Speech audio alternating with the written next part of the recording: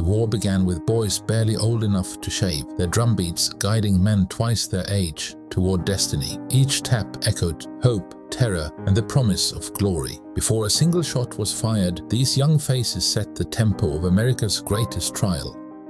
Soon their elders mustered, ordinary farmers in blue, gripping rifles instead of plows. Sun-bleached tents rose behind them like fragile fortresses. In every stance, you can almost feel the weight of untested courage, waiting for orders that would carve names into history or erase them forever.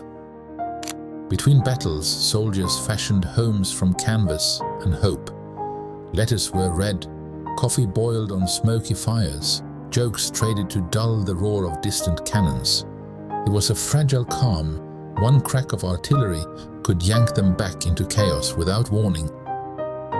That chaos erupted in rolling thunder. A synchronized volley ripped through the morning haze, musket smoke swirling into ghostly clouds. For a heartbeat, the line stood motionless. Then cheers, screams, and the acrid smell of powder reminded everyone this was no game of parade. Elsewhere, a lone sentry, hardly older than his rifle, stood guard among sapling trees. His eyes betray equal parts vigilance and disbelief, as if still shocked by the uniform on his shoulders. Nights on post would age him faster than any calendar ever could. Winter drilled a harsher discipline. Log huts replaced tents, icy winds carved cheeks raw. Yet laughter still rose from tin cups clacking by the fire, proof that morale, like embers, can glow brightest when the world turns coldest. In canvas headquarters, junior officers sharpened both swords and strategy. Maps spread across knees, ambitions flared brighter than lantern light. They debated tactics that could elevate reputations or condemn regiments before dawn's first bugle.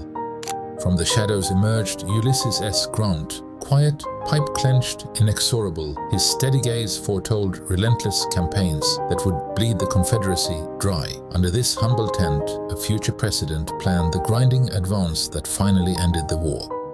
Nightfall saw senior staff bending over a glowing map. Every pinned flag meant hundreds of beating hearts. Every pencil stroke risked 1,000 more. War, they realized, is arithmetic written in blood and sorrow. Then came William Tecumseh Sherman, eyes smoldering like the fires he would unleash on Georgia. Critics called him ruthless. He called it necessary arithmetic. His march to the sea would sear itself into Southern memory forever. Across enemy lines, a lone horseman melted into smoky back roads. Many swore they'd seen the elusive grey ghost, Colonel John S. Mosby, who raided with 20 men and vanished with the night. His legend proved the war was as much myth as musket. Exhausted officers finally exhaled, sabers resting across folded knees. For a fleeting hour, they were simply friends, swapping campfire gossip, not men who ordered charges at dawn. Humanity, it seems, can survive even the dirtiest uniforms. Youthful bravado returned with George Armstrong Custer, golden curls, flashing eyes, reputation far larger than his frame. He craved the roar of cavalry charges, believing fate favored the bold. History would test that faith on distant plains long after musket smoke cleared. And presiding over it all, the aging giant Winfield, old fuss and feathers, Scott, hero of 1812, mentor to Grant and Lee. From this quiet porch, he watched a younger nation tear itself apart, hoping his counsel might yet stitch the Union whole.